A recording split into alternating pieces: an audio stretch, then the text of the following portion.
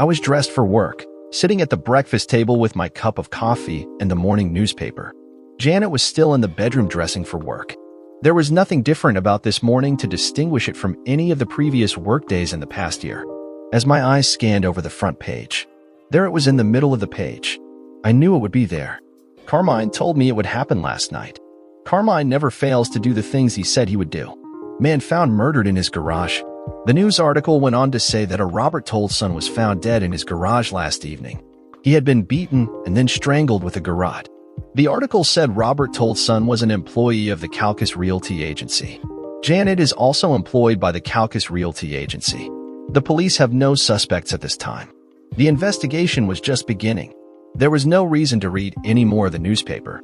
I folded it and placed it on the table where Janet always sits in the morning. A sweet, warm feeling washed over me as my mind sorted through all the factors that lead up to this morning. I was sipping my coffee as Janet came into the breakfast area. My God, was she beautiful? My wife of 5 years was more stunning today than she was 7 years ago when I first met her. There was no "good morning, dear" from either of us as she pulled out her chair and poured herself a cup of coffee from the carafe. It's hard to believe just how far our marriage had plummeted in the past year. Our eyes met for a brief second. A slight smile passed my lips as I acknowledged her arrival. She said nothing to me. It had been this way for the past 2 months. After the major blowout we had about her increased working hours, she seemed to crawl into her shell and did not wish to come out. I guess her coldness bothered me more than anything else. During our courtship, in the early days of our marriage, Janet was such a warm, loving companion. I truly missed that closeness. Now all of that was coming to an end. Janet picked up the paper in one hand, coffee cup in the other hand. Her eyes flashed across the headlines and started down the page as she took a sip of coffee. All of a sudden, she spewed the coffee from her mouth as her eyes seemed to bulge from their sockets. "Oh God, no!" she cried out as her eyes were transfixed on the article about Robert Told son's murder. I just sat there in silence. There was nothing I needed to say to her about the subject. Janet looked as if she were about to vomit as she quickly rose from her chair and ran to the bathroom. I took a deep breath, got up from my chair, and placed my coffee cup in the dishwasher. With my briefcase in hand, I went out to the garage and got into my car. I didn't care to ask Janet if she were all right. It didn't matter anymore to me how she was feeling anymore. Let me do some introductions at this time. My name is John Canila. All my friends call me JC. I'm 29 years old and a product of Sicilian ancestry in the Italian section of Pittsburgh, Pennsylvania. My youth was mostly spent getting in trouble along with a gang of other young Italian boys. We used to think of ourselves as the junior mafia. I'll skip over most of the other bad stuff we got ourselves into and focus on the one event that had a major change in my wayward direction. Carmine Vitalio and I were closer than two natural brothers. We were the same age and hung out with the same gang of guys. The major difference between Carmine and me was brain power. I won't say Carmine was dumb or anything like that. It was just the fact he couldn't use his head to keep himself out of trouble with the law. Even though he and I did most of the bad stuff together, he was the one who usually got caught by the police. One night Carmine and I had broken into a dockfront warehouse. We were looking for some easy items to rip off and make some cash for ourselves. The security guards must have seen us entering the building through the side window. They were waiting for us as we slipped back out the window with several boxes of MP3 players in our hands. The one guard grabbed Carmine just as I was turning around. The second guard tried to grab me, but I shoved the box into his face. I jumped on the other guard's back and punched him on the side of his head with all my might. He let go of Carmine as I pulled him to the ground. I was shouting to Carmine to get his ass out of there as fast as he could. Carmine turned and ran off. The second guard recovered and grabbed me from behind. There wasn't much of a struggle after that. The guards had a nice time with me till the cops showed up. When they arrived, they were laughing with the guards as they surveyed my bruised and bloodied body. I was taken to the police station and put in a holding cell till my parents came down to get me released. To make this long story short, I never gave up the name of the other person who was with me in the warehouse. I was given 2 weeks in jail and put on probation. Carmine called me several times to apologize for him skipping out when the guards grabbed me. I told him it was all right because if he had been caught, with his prior arrest record, he would have spent a year or more in jail. He vowed that he would make it up to me if it took him the rest of his life. My parents were angry and humiliated by my arrest. My dad thrashed my butt with his leather belt till it almost bled. Then I was told they were going to enroll me in St. Peter's Catholic High School because I needed to be straightened out one way or the other. Needless to say, the nuns and the priests did a very good job in the discipline department. By my senior year, I had made a change in my lifestyle. One of the priests, who became a mentor for me, encouraged me to take a different path with my life. So it was, I dropped out of the neighborhood gang and finally did well enough that year to get accepted to Penn State. Again, cutting the long story short, I did well in college and graduated with a degree in human resources. It was easy to find a job with a good company upon graduation. For once, my parents were proud of me.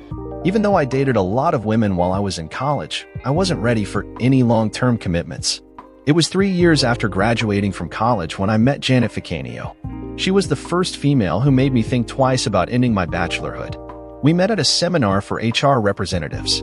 After the seminar, I got her phone number and told her I would call her. She seemed quite pleased with that prospect. Janet was different than any of the other women I had dated.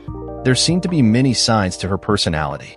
At times, Janet seemed like Chris Costner Sizemore in the movie The Three Faces of Eve. The trait which I liked the least was Janet's stubborn personality.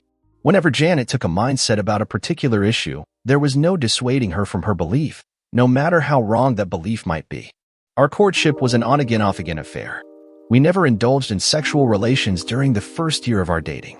I found out that Janet had been abandoned as an infant. Her mother left her in a pew in the back of a church and walked out of her life. Her early years were spent in a home for orphan children and then in several foster homes as she became a teenager.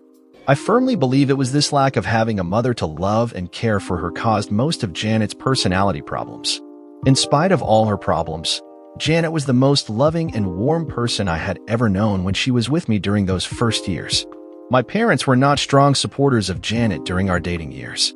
They always told me I would be sorry if I got too involved with her. I didn't listen to their good advice. Janet and I were married in a small ceremony at my local church. Janet and I both agreed that we would hold off having children until we were financially established and she would be able to quit her job and be a full-time mother. That fact did not sit well with my parents.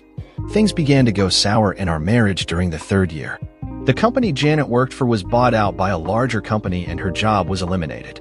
She became very depressed by the loss of the job she really liked. We weren't in any financial difficulty, although her salary had been a nice sum to add to our savings account each month. It took several months before Janet finally landed a new job. It wasn't a job she particularly wanted. The job was office manager at the Caucus Realty Agency. I tried to be overly supportive of Janet during her unemployment period. Sometimes I felt she resented the fact that I had a job I truly enjoyed and she had to settle for a second-best job. For a long while, she had some serious mood swings, especially during her monthly period. After working at Caucus for a couple of months, she slowly began to regain her normal pleasant personality. Things started looking better for the both of us. Our sex life, which had suffered badly during Janet's unemployment period, was also on the rebound. There were times in our bedroom when I felt Janet was trying very hard to make up for the rough patch by being more aggressive with her lovemaking. I never complained. For about 9 months, our married life was at its best. Janet became more enthusiastic about her job. She even began a home study course in real estate. I was pleased with the change in her demeanor and loving wife she was to me. Then came the good news in the bad news situation. The good news. I was making a slow but steady progression up the management ladder with my company. I'd been with them for 5 years and my future looked very promising. Then came a merger with a company based in Atlanta, Georgia, which started a major change in my job responsibilities. The Atlanta company was to be assimilated into our corporate structure. As such, I would have the responsibility to train their personnel and to make headcount cuts as I saw necessary. I was really pumped up with my new job responsibilities. The bad news. My new assignments would mean I would be traveling out of town more often and for some longer periods away from home. Janet was not thrilled with the prospect of me being on the road so much of my time. Even during the longer periods on the road, I would manage to be home for the weekends. At first, this seemed to placate Janet's anger at my being away so much. But, and there always is a but, slowly my coming home for the weekends didn't seem to be enough to make up for the time away from home. Janet moved into her stubborn mindset in which she claimed I was enjoying being away from home, and she subtly hinted that I might have a lover who I spent time with in Atlanta. Nothing I could do or say could move her away from this negative thinking. I would call her at work during the day and every night when she was at home. I sent flowers to her at work and I sent her humorous cards over the internet. Her coolness toward me continued. It had taken the better part of 6 months to complete the staff training in Atlanta. My days as a road warrior were coming to an end. In addition, I was given a promotion at corporate headquarters. These were two things which I felt would cause a turnaround in Janet's attitude toward me. I was wrong. It seemed as soon as I stopped traveling, Janet started working longer hours at the agency. I tried to question her about the reasons for her working hours. She gave me some sarcastic answer about it being her turn to work for a promotion. She even said that it was time for me to know how it felt to be alone in the evenings. Our sex life was running on empty. 2 weeks ago, Janet told me that she and several of the people at her agency would be away for the weekend attending a special introduction session with a developer who was beginning construction of high-rise condominiums near the riverfront. She said it was imperative for her to get in on the ground floor with this developer. There was no asking me if it would be all right for her to be gone the entire weekend. She was going to go, and that was the end of the discussion. Although I stopped running with the junior mafia when I was in high school, I did keep in touch with several of my closest friends, especially my buddy Carmine. I called him up and asked him if he wanted to see the Steelers versus Raiders game on Sunday. There wasn't any hesitation in his voice. We were going to the game. Carmine always knew how to get the best tickets to the Steelers games. I told him Janet would be away on business on Saturday and Sunday. He then told me to plan to spend the weekend with him and the boys. We could catch up on all the bullshit that was going on in the old neighborhood. The thought of a weekend away from home and wife sounded really great to me. I didn't bother to tell Janet of my plans. Friday morning had been another chilly event for us around the breakfast table. I briefly asked Janet if she had a phone number where I could reach her while she was gone. She very coolly told me not to bother to call her while she was gone because she would be with some very influential people. Taking phone calls from her husband would make her feel like I was a father checking up on his teenage daughter. I didn't press the matter any further. In the afternoon, Janet took her weekender luggage and headed off to the airport in Atlantic City. Carmine was really glad to see me. It had been over a year since the two of us had gotten together. It seems I was one of the few guys from the junior mafia who had been successful in getting out of the old neighborhood before spending any more time in jail. Carmine would also remind me of the outstanding debt he owed me. Anything you need, JC, you just give Carmine a call and I'll take care of it for you. Saturday night was spent at the Sweet Kitty Cat Lounge on the southeast side of town. The strip club could easily pass for the Beauty Bing Club on The Sopranos show. There were a dozen or more young, scantily clad females dancing on stage and lap dancing in the audience. A sweet young thing, she couldn't be much more than a day older than her 18th birthday, came over and began to wiggle her smooth ass at my face. Go ahead, JC, she's yours for the night if you want her, Carmine said as he squeezed her left breast. Sorry, Carmine, but you know me. Always faithful to my wedding vows. I can't say I'm not seriously tempted, but I do believe in loyalty and fidelity. I looked at the lovely young stripper and just shook my head. No. She pouted for a second and then moved on to try her luck with another horny male customer. Damn, you're really serious about this fidelity thing, aren't you, JC? Carmine said with some disbelief in his voice. You got that right. Without fidelity, there's nothing. No love. No marriage. The next morning was a typical cold, windy Pittsburgh day. But that didn't matter to the horde of fans who trekked off to Three Rivers Stadium to see the game between the Steelers and the Raiders. There is a bitter rivalry between these two football teams which borders on gang warfare. Ever since the Steelers snatched victory from the jaws of defeat in one of the NFL's most memorable moments. With a fortunate bounce, Franco Harris found himself on the end of an unlikely reception that changed the outcome of a fantastic defensive struggle with the Oakland Raiders in the first-ever playoff game at Pittsburgh's Three Rivers Stadium. Neither team has forgotten that legacy. It's a good thing guns are not permitted on the playing field. The Steelers weren't having a great year. At this point in the season, they were 5 wins and 5 losses. Today would be the biggest game of the season. The Silver and Black were back in town. It was hard headbanging all afternoon on the football field. I was getting hoarse from all the shouting and screaming I had been doing. But the final score was Steelers 21, Raiders 20. The day couldn't have ended on a better note. Or so I thought.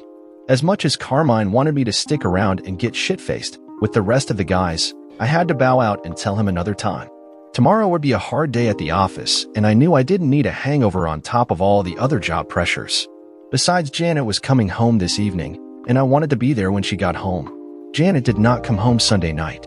I left for work Monday morning with some serious doubts going on in my mind about the latest developments in my marriage. There had been a sense of impending doom whenever I thought deeply about the state of the relationship between Janet and myself. Sure, there were rough patches in all marriages, but maybe our marriage had decayed into something more than just a rough patch. The workday was as hectic as I thought it would be when I left home in the morning. Several high-level meetings and a harassment lawsuit brought against the company were high on my agenda. It wasn't until 5:30 when I had a chance to sit down and check my emails. There were a dozen emails from the staff along with the latest information on the lawsuit. Near the end of the list of emails was one that seemed to jump off the screen. It was titled, "Who was the last one to know?" As I opened the email, expecting some humorous animated cartoon, I was suddenly faced with a photo of Janet and another man engaged in a passionate embrace and a lip-locked kiss. At the bottom of the photo was a text message which simply said, "Want to know what happened after this? Click on the next link." A cold chill raced up my spine as I hesitated for a moment as I stared at the photo of Janet kissing another man. Then I clicked on the next link. The screen flashed up another photo. This time Janet and the man she was kissing were both nude and standing together in a motel room.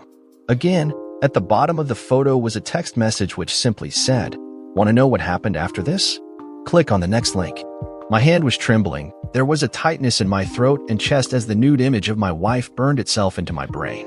There was a part of me that did not want to see the next photo. Still, I knew I had to click on the link. The next photo was the end of my marriage. Janet was on the bed on all fours with the same men in the other two photos. There was an expression of lust and ecstasy on Janet's. The only woman I had ever completely loved was nothing but a cheating adulteress 304. I loved and trusted her with my whole heart. Now she was ripping that heart out of my chest.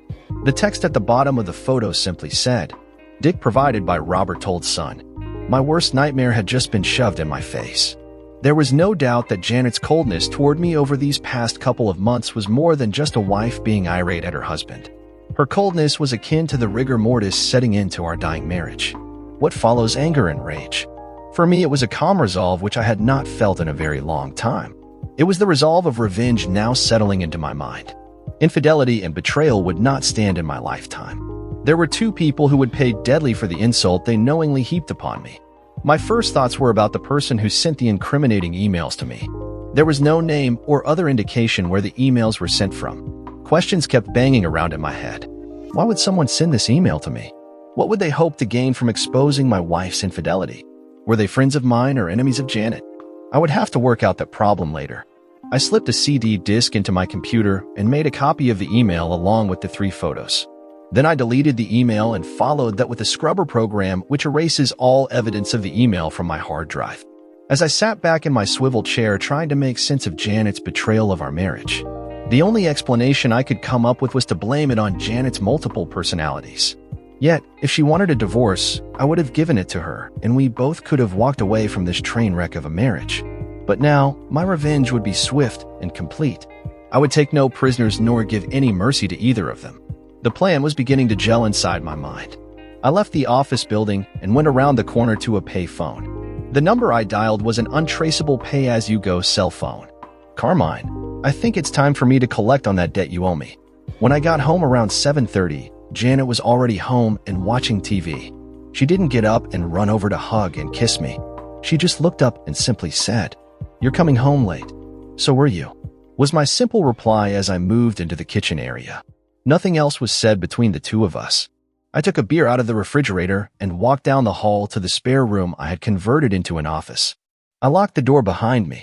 When a person is convicted of a capital crime in this country, there is usually one of 2 sentences the guilty person could receive: the death penalty or life in prison. In my revenge plan, there would be 1 death penalty and 1 life in prison sentence. I needed some quiet time to think through the rest of my revenge plan. Carmine would do his part in settling the score with Mr. Robert Toldson for me. Settling the score with Janet would be a personal effort on my part. I had to put everything in place to make the revenge seem to the police a simple matter of a wife running away from her loving husband. Over the next couple of days, I continued to send flowers to Janet's office for everyone to see that her loving husband still cared about her. I made reservations for dinner at a restaurant near the place where she worked. I left messages for her to meet me there for dinner. She never showed up. I told the maitre d' to give our table to someone else. I made sure he would remember me being stood up by my wife. Janet came home later that evening. No explanation, no reason for not showing up for our dinner reservation. The fact of the matter was I simply didn't care for anything she might have said in her defiance. The die had been cast. The wheels of revenge were in motion. Later the next day, a courier came to my office and handed me an envelope marked personal and confidential. And it was a single sheet of paper. The heading was in bold print, "Destroy after reading." The first sentence simply said, "Get an airtight alibi for tomorrow night." The second sentence had a name, Carlos Mandara, and a phone number. I read and reread the phone number until I had it memorized. The sheet of paper was then sent through the paper shredder. I picked up the shredded pieces to take with me. They would be dropped as a number of different trash cans outside the office building. That evening, I beat Janet home from work. I changed clothes, poured a tall Jim Beam, and sat down to listen to some smooth jazz. The TV would not go on tonight. It was to be my night as king of my castle. Janet would have to find some way to entertain herself. There was no confrontation with Janet when she got home. She quickly sized up the scene and turned around and walked out the door again. I'm not sure where she was going. Maybe out to eat. Maybe out to meet Robert Toldson again. I could care less. The sand in the hourglass was almost empty for the two of them. I was in bed when Janet finally came home and slipped quietly into bed alongside me. Silence was the loudest noise to be heard before I fell asleep. Thursday evenings are the usual poker night for several of the guys from work. I had joined in the game a couple of times just to keep in touch with the rumor mill that was always busy at the office. It's amazing what bits of information you can find when guys loosen up with a few drinks in them. The game was held in the back room of the old Stagecoach bar. This was going to be my airtight alibi for the rest of the evening. This time it was me who slipped into bed early in the morning. The clock on my nightstand read 2:35 as I pulled the covers over me. Not a sound or movement from Janet. It wasn't hard for me to fall asleep, even though I knew what had taken place sometime earlier that evening. Now that Robert Toldson had been delivered his death penalty, it was now time to mete out the punishment to the second perpetrator. There didn't need to be any immediate action for the life in prison penalty. The fact that Janet's punishment would begin soon after I made a phone call gave me a sense of satisfaction and justice. Whatever it was in Janet's warped personalities which made her feel that she could blatantly disrespect me in the most hideous manner was something for someone else to determine. I no longer felt any compassion toward the woman I once loved with all my heart and soul. The retribution which was about to fall on her was of her own making. The police interviewed every member of the staff at Calcas Realty Agency. They got several interesting but inconsistent statements from members of the staff. Janet was one of the people who the police interviewed more than once. A detective Lawrence backed and stopped by the house that evening and questioned me about any knowledge I might have about Robert Toldson. I told the detective I had met Robert only once. That was at a Christmas party which Calcas held for all its employees and their spouses. Other than that one time, I had not seen or spoken to Mr. Toldson. The detective tried to bait several questions with the inference that Robert and Janet may have been more than just co-workers at the agency. I told him I had complete faith in my wife's faithfulness, and I could not think of any reason to doubt her fidelity. He just smiled at me as if he were thinking me to be the poor sorry cuck. The funeral for Robert Toldson was held on Tuesday. That morning, I saw Janet dressed in her solemn black dress, the same one she wore for my mother's funeral. She didn't ask me if I wanted to come with her to Robert's funeral. Whatever she was thinking concerning Robert's death, she kept to herself. I'm sure she had a lot to think about, including the murder and her infidelity. On several occasions during the next week, Janet seemed to want to start a serious discussion about our relationship. My cold shoulder toward her quickly brought her attempts to an immediate halt. I was beyond any form of reconciliation or kiss and makeup. I had my finger on the button. I could push it any time I chose to end the charade. 3 weeks after Robert's murder, the police investigation seemed to peter out. The police could find no new leads. Someone indicated there was the possibility Robert might have been murdered by a loan shark or a bookie.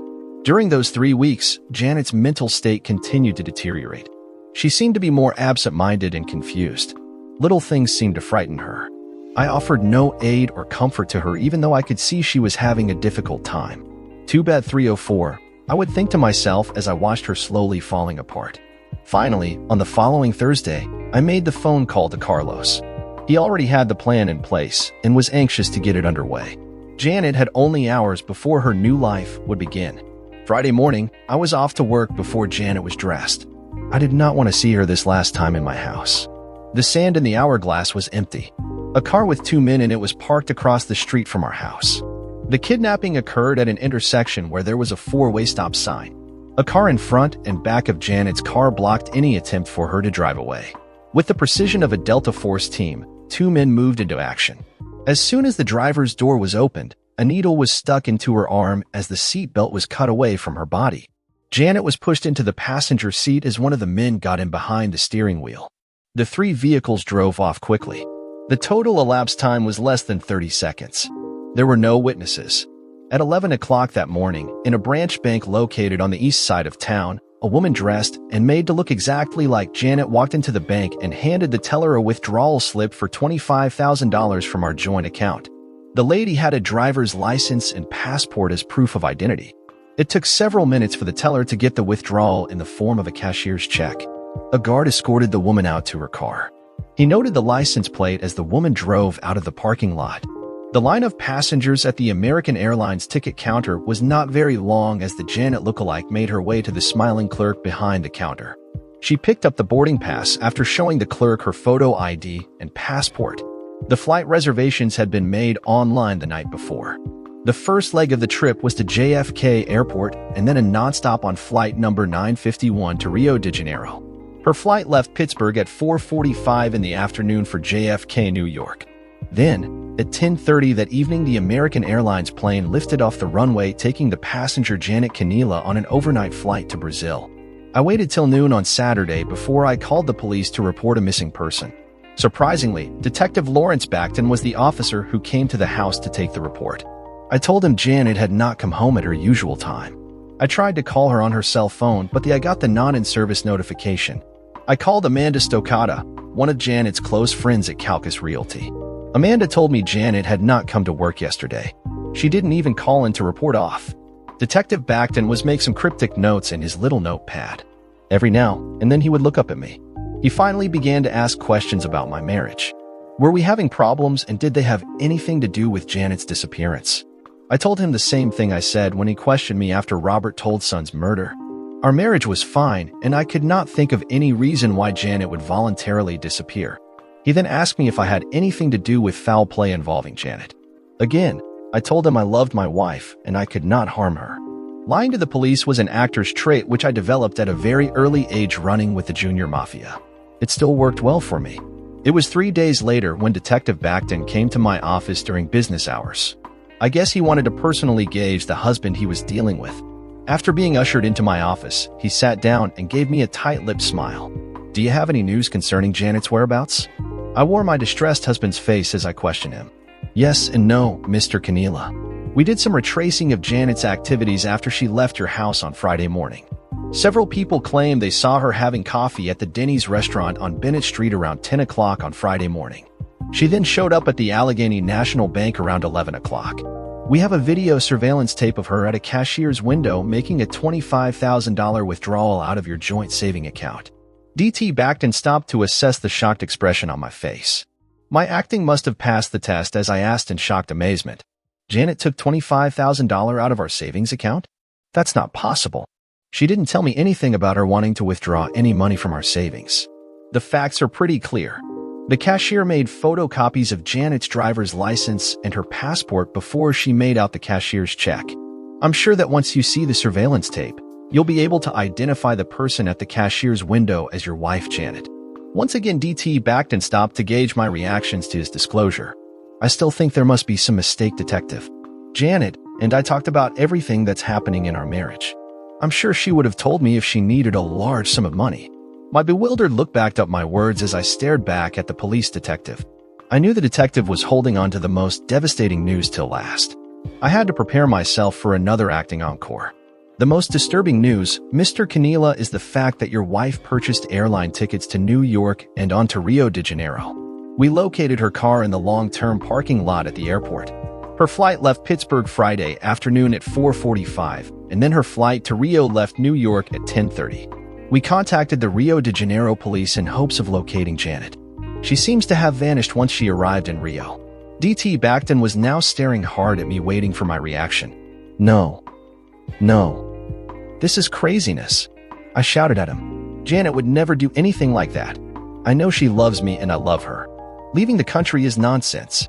"Lay it on, John," I was telling myself as I acted out the betrayed husband script for the detective. I began to cry right in front of the detective. There was silence in my office for a minute or so before the detective started talking again. Do you think this has anything to do with the murder of Robert Told's son? What? How do you even dare to ask that question? My wife had nothing to do with that murder. You interviewed her yourself. She was never charged with anything connected with that case. We never charged your wife, Mr. Canela, but she was high on our suspect list. Several other people we interviewed told us they suspected your wife and Mr. Told's son were lovers. His eyes seemed to be boring holes into my head. You got to be kidding. First, you give me all this shit about my wife leaving the country, then this accusation she was involved with the Told son murder. You better have more proof than some office gossip to back that up. My eyes were boring holes into his head. We're still working that case, Mr. Canela. Now that your wife has fled the country, our suspicions about her involvement in the murder has increased. He paused for a long second. There was evidence at the crime scene that the murder was more than just a mob hit for money. The attack on Told son's body indicated there was a sexual angle to the murder. Told son was tortured and beaten for several hours before he was strangled. I made a small laughing sound as I responded. And you think my petite wife did all that? She can hardly open a pickle jar, let alone strangle anyone. Your accusations seem to be getting more ridiculous every time you open your mouth. I wanted to sound like I was getting pissed at DT Backton. Maybe so, Mr. Canela. But all the evidence so far points to your wife's involvement. She may have had someone else helping her. He paused, wet his lips. And you think I was that other person? I shot back at him before he said another word. We thought you might have been involved, but you had a solid alibi for the time of the murder. His voice was not convincing. Okay, let me get this straight. You come here today, tell me you haven't found my wife, but you believe she left the country because she was involved in a murder. You also implied that I was a likely suspect in helping her with that murder. I paused as shot a glaring look directly at him. Now, did I get all of that correct, detective? He just sat there, looking back at me, trying to determine if my indignation was just false bravado. Is there anything else, detective? I said with a hint of scorn in my voice. If not, then this meeting is over. I stood up from behind my desk and moved toward the closed door. I opened the door to indicate it was time for him to leave. DT Backton got up from his chair and moved slowly to the door. Thank you for your time, Mr. Canela. I'll keep you informed about your wife's disappearance. He didn't extend his hand. I didn't offer mine. I closed the door after the detective left and settled back in my swivel chair. I was sure DT Backton's visit was intended to find out more information than to give me any substantial information about the two cases. I slowly mulled over every statement he made and every question he asked. It was certain he felt I may have been involved in either or both of the cases he was handling. Yet, my alibis were solid. I was playing poker on the Thursday night Robert Told's son was murdered, and I was in meetings all day last Friday when Janet went missing. It was Saturday morning, 2 weeks after Janet's disappearance. I had heard nothing from either Carlos or Carmine. I had no idea where Janet was or what was happening to her over these past 2 weeks. There were several times when I got the distinct feeling I was being followed when I went to work in the morning and when I came home at night. My movements were very carefully planned. To work, back to home, and some grocery shopping on the way home. Nothing which could be taken as an evasive move or the actions of someone trying to hide something. I called DT Backton every other day to inquire about my missing wife. He had nothing new to report. The Brazilian police had not found any evidence of Janet after her arrival in Rio. I called Domino's for a pizza that afternoon as I sat around watching some college football on TV. The doorbell rang and the pizza delivery guy was standing there with my hot pizza. I paid him and gave him a couple of bucks for a tip. As I opened the pizza box in the kitchen, there was an envelope sitting on top of the pizza. I opened the envelope and pulled out the sheet of paper. Tomorrow morning, dress for church. Go to the 10 o'clock mass at St. Peter's. During communion, slip out the side door on the east side of the church. There will be a dark Ford Crown Victoria waiting outside. Get in. I held the sheet of paper in my hand, knowing this was to be a last meeting with Janet before Carlos shipped her out of the country. He had waited the 2 weeks to ensure the cover plan of Janet flying out of the country was well documented, and it was all the evidence the police had to work on. It was an elaborate deception set up by Carlos to send the investigation in the wrong direction. It also established the fact that Janet was alive when she boarded the plane to Rio. That way the police could not try to make a circumstantial case of me doing away with Janet even though there was no body to be found. The bedroom was pitch black as I stared up at the ceiling. This past month and a half had been a living nightmare for me. After receiving that email, the chain of events which occurred reminded me that my ancestral roots would always bring out a dark side of my personality whenever I was disrespected by anyone. Nature or nurture, there was no doubt in my mind where my dark side came from. St. Peter's is a very large church. The 10 o'clock Mass is highly attended by several hundred parishioners. It was easy to get lost in that crowd and to spot if anyone was following me. If the police had a tail on me, they must have waited outside the church. As the throng of people moved to the front of the church for communion, I quickly slipped out the side door. The dark Ford sedan was waiting with the motor running. I got into the back seat as the car roared off into the busy street. The trip took about 10 minutes before the big sedan pulled up in front of a large warehouse building. The driver never turned around. He just told me to enter the building through the side door. The inside of the large building was very empty. Near the back was an office area with light coming from several windows. As I approached the office area, Carlos stepped out and walked toward me. This was my first face-to-face meeting with Carlos. "Hello, JC." He paused and smiled. "Carmine told me it would be all right to call you JC." His hand was extended. We shook. "Are you sure you want to see your wife again? These last several weeks haven't been very nice for her." Carlos wore his stone face. His words were a warning that I might get upset when I saw Janet this time. "I'm past caring what she looks like or what she has gone through since you took her." I started to walk toward the open door. "Is she on drugs now?" I asked as I stopped at the door. "No, but I'm sure she wishes she were. I've kept her clean and very conscious all the time. She is now a broken woman and well-trained for her new life." We both stepped into the well-lighted room. In the middle of the room was Janet. She was tied to a chair. I walked around her and stood directly in front of her. We were within inches of each other's body. Still, she said nothing. Her gaze was directly over my shoulder. Her eyes no longer had the sparkle and vitality in them. "For the rest of your life, Janet, you will remember that you brought all of this misery down upon yourself. I put up with all of your mood swings and your cold attitude toward me. But I could not tolerate your infidelity. For the disrespect you and your lover heaped upon me, you will now spend the rest of your life paying your adultery. Robert has already paid his debt to me." My words were spoken slowly and distinctly as I looked into her tortured face.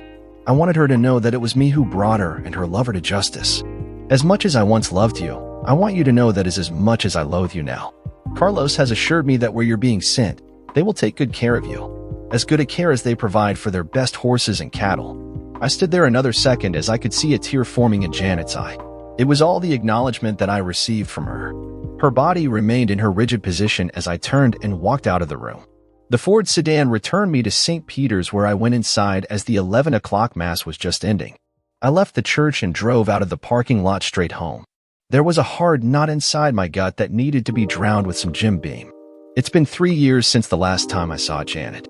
I have almost forgotten her completely. There are no traces of her in my life anymore. I even sold the house we were living in at the time of her disappearance. Both of DT Bacton's cases have been moved to the cold case file. I do spend more time with Carmine at the Sweet Kitty Cat Lounge. I have sampled all the offerings of that sweet young stripper on more than one occasion. Marriage for me is out of the question. My 5 years with Janet were enough to convince me that women are more trouble than they are worth once you marry them. My parents were right about regretting my involvement with Janet. Someone once told me that children should listen to the advice from their parents. Children rarely do listen. P.S. I later found out that it was Amanda Stoccata who sent me the email. It seems she was Robert Toldson's lover before he dumped her for Janet. I never thanked her for the email, nor did I ever find out how she obtained those photos of Robert and Janet. I guess she got her revenge the same time I did. There is something written about the wrath of a woman scorned. Dear listeners, please share your thoughts in the comments section below and don't forget to like, share, and subscribe.